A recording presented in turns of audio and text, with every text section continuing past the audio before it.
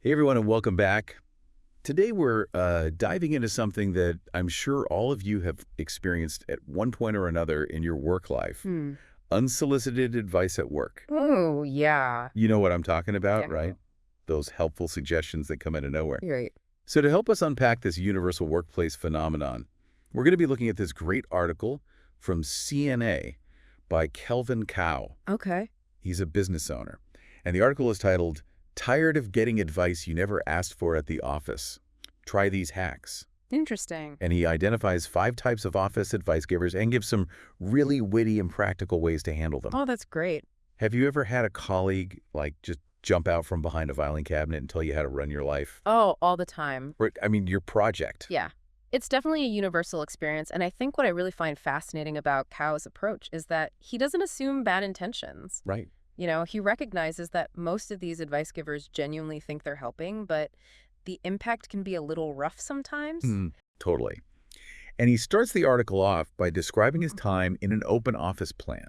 Oh, okay. And he said it felt like having this giant suggestion box permanently attached to his desk. Huh. And to really drive home this point, he shares some of the more outlandish advice he received. Like what? Well, one of the things that he mentions is this one sales manager who suggested that he use a mirror to practice his smile for sales calls. For sales calls. But the kicker is he wasn't even in sales. Oh, wow. I think this is a great example that highlights how some advice givers project their own experiences and anxieties onto others Right. without considering if it's actually relevant or not. Yeah, that's a good point. It's like they have this one-size-fits-all solution to every problem, even if the problem doesn't exist. Yeah. But let's get to the heart of the article, because Cal breaks down these advice givers into 5 distinct archetypes. Okay. He doesn't just name them, he gives us strategies for dealing with each one. I like that. So buckle up, we're about to get tactical. I'm right. Okay, let's start with the first archetype, which he calls the overeager intern. Interesting. So picture this: fresh out of college, full of enthusiasm, maybe a little too obsessed with social media trends. Okay. They're the ones who are suggesting that you add a viral dance move to your next presentation. Oh, I see. So what do you think drives this type of advice? I think it often comes from a place of, wanting to impress and contribute. Yeah. They're new to the workplace and eager to prove their worth. And you have to remember that interns are still learning the ropes. Yeah. So their advice, while sometimes misguided, usually comes from a good place. Yeah, I agree with that. So how do we handle this boundless enthusiasm without crushing their spirit? Well, Cal recommends being gentle, Right. Yeah. acknowledge their effort, maybe Yeah. even use some of their lingo to connect with them. Like slay. Exactly. Yeah, something like that. Okay. It's all about striking that balance between validating their enthusiasm and subtly guiding them towards more appropriate advice. It's like the old saying, you catch more flies with honey than with vinegar. Exactly. Okay, next up we have I read this on a LinkedIn post colleague. Ooh, tell me more. You know this one? Yeah, The one who's always spouting buzzwords and business jargon. right. They love to talk about disruptive innovation Okay. or synergy without really understanding what those terms actually mean. Yeah. Have you ever encountered this type in your workplace? Oh, absolutely. I think this archetype actually speaks to a larger trend, Yeah. which is this tendency to prioritize sound bites over a deeper understanding of complex topics. Right. And I think that the LinkedIn post colleague might be using jargon as a way to mask their own insecurity or lack of knowledge. It's like they're trying to sound smart without actually putting in the work to be smart. Exactly. So how do we deal with this word salad without getting sucked into a black hole of meaningless jargon? Well, I actually disagree with Cow's approach of just nodding along. Really? Yeah, I think it's important to gently challenge them. Okay. Maybe ask clarifying questions or reframe the conversation using simpler language. That's a good point. It's about encouraging them to think critically about the terms they're using Yeah. and to communicate more effectively. Exactly. Now, let's move on to our next advice giver. Archetype number 3 is the senior manager from not your department. Oh, I know exactly who you're talking about. Yeah, it's like they have this... They just materialize out of thin air. Yeah, they swoop in, Right. drop some irrelevant advice based on their team's totally different experience. Yes. And then vanish before you can even process what just happened. Right. Like they have a sixth sense for when you're trying to focus, and then bam, they're there Exactly. with their pearls of wisdom. Yeah, Cal calls it the drive-by advice giving. it's so true. And this can be especially tricky to deal with because of the power dynamic, right? Yeah, it is. Because even if their advice is totally off base, Right. you can't exactly tell a senior manager to mind their own business. Right. You're kind of caught between wanting to be respectful and wanting to say, you do you and I'll do me. Right. So how do we navigate this delicate situation? Well, Cow's strategy here is all about graceful acknowledgement. Okay. Thank them for their input. Maybe say something like, that's an interesting perspective, and then subtly steer the conversation back to your own work. It's like the art of diplomatic evasion. Exactly. Smile, nod, and immediately forget everything they said. That's it. Okay.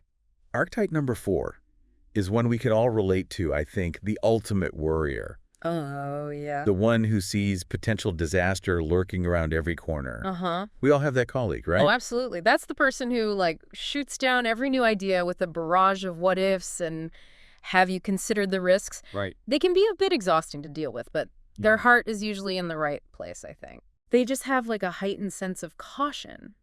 And Cow's advice for handling this type is brilliant. What is it? He says to acknowledge their concerns. Yeah.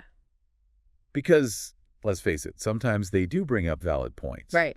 But then quickly shift the focus to the positive aspects of your plan. I like that. Right. So you're basically reframing the conversation and you're highlighting the potential benefits Yeah. without dismissing their concerns altogether. Right. You're kind of showing them that you've considered the risks, Uh-huh. but you're not letting fear paralyze you. Right. Now, on to our final archetype. Okay.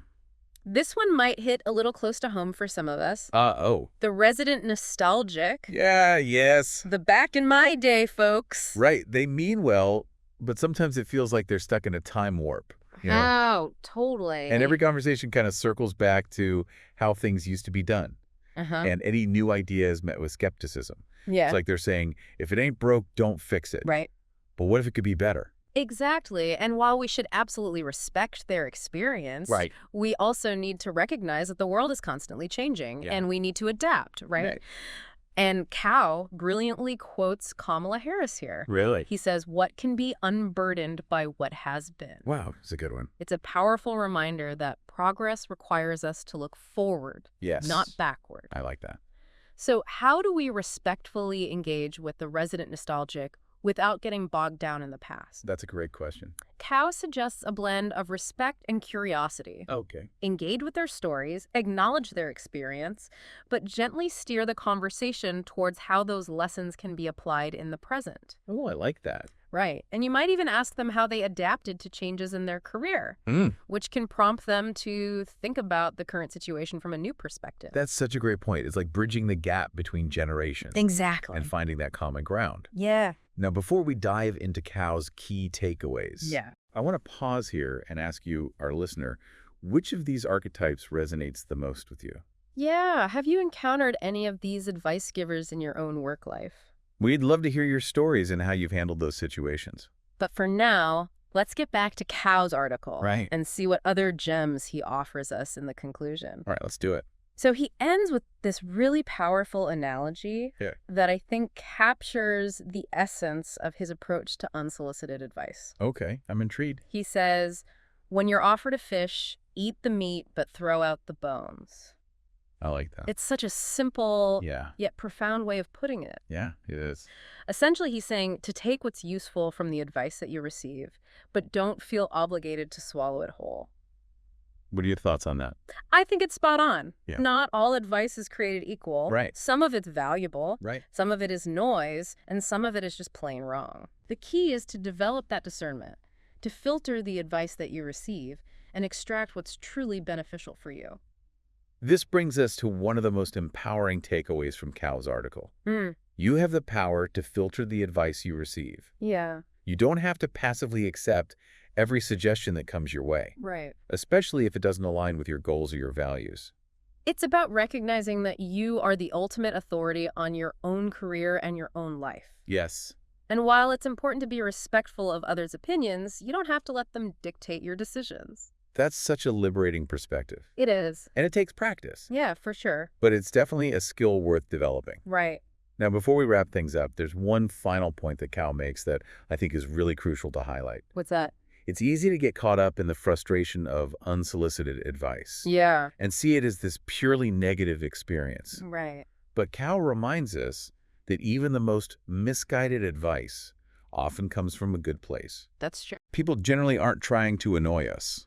Right. Exactly. They might see something that they think you've missed or genuinely believe that their advice will help you succeed. Right. So it's not always about malice. Right. It's just sometimes misguided enthusiasm. I think that's a really valuable perspective to keep in mind. Yeah. It allows us to approach these situations with more empathy and less resentment. For sure. Because let's be honest, we've all probably been the unsolicited advice giver at some point, haven't we? Oh, absolutely. I know I've definitely been guilty of offering my 2 cents when it wasn't really needed. Me too.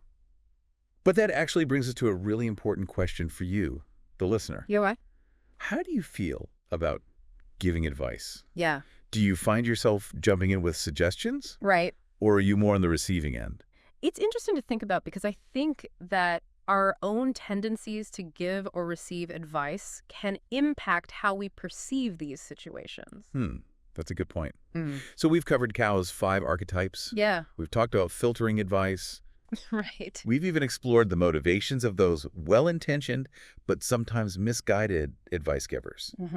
So what does all of this mean for us in our day-to-day work lives? What's the key takeaway here?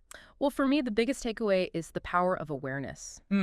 Now that you can identify these different types of advice givers and understand their motivations, Right. you're better equipped to navigate those interactions more effectively. Yeah. It's like having this roadmap to decode office dynamics. And it's not just about reacting to unsolicited advice.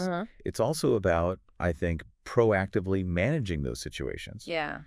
Cal doesn't explicitly say this, but I think his article gives us the tools to set boundaries and to gently steer conversations in a more productive direction. Absolutely. Maybe you can preempt some of this advice by being more upfront about your work style or your preferences. Right. Or if you find yourself on the receiving end, you can politely but firmly redirect the conversation. So for you listening, I want you to think about how you might use these insights to navigate your own workplace. Right. How would you handle a resident nostalgic or a LinkedIn post colleague? And have you encountered any other advice giver archetypes that Cal might have missed? We'd love to hear your experiences and your own strategies for dealing with unsolicited advice. Yeah. Because let's face it, as long as there are workplaces, there will be people who are eager to share their wisdom, whether we ask for it or not. That's so true. Well, until next time, happy navigating, everyone.